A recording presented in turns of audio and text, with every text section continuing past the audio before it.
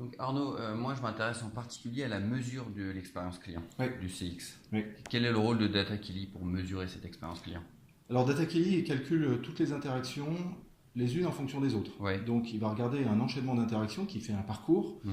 et à chaque interaction, il va mesurer l'influence d'une action vis-à-vis d'une autre. Ce qui fait que dans un parcours client complet qui mène par exemple à la conversion, on va regarder quel est le parcours qui Qu'il convertit le soit mieux. online, offline, digital. Absolument, mixte. La plupart des parcours sont mixtes et il Oui. y a quasiment autant de parcours qu'il y a de clients.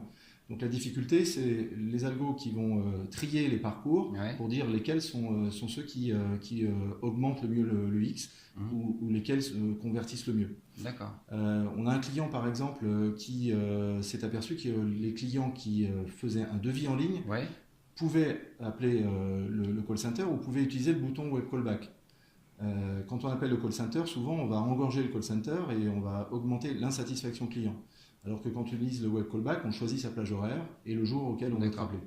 Donc l'idée c'est d'améliorer l'UX pour que ce bouton web callback soit utilisé Mhm. et donc de baisser les coûts, pour ne pas le nommer c'est les maïfs, baisser les coûts de manière très importante puisque à chaque D'accord. fois qu'on appelle le call center, Ça représente ça représente des coûts et donc quand on reste sur le digital, on baisse automatiquement ses coûts. D'accord. Donc des gains opérationnels et des gains business clairs à travers la conversion. Des gains opérationnels très importants, donc toutes les business units opérationnelles sont impliquées, et des gains business, et aussi de satisfaction client, puisqu'on a pu mesurer la satisfaction client qui a augmenté lorsque l'UX a été amélioré.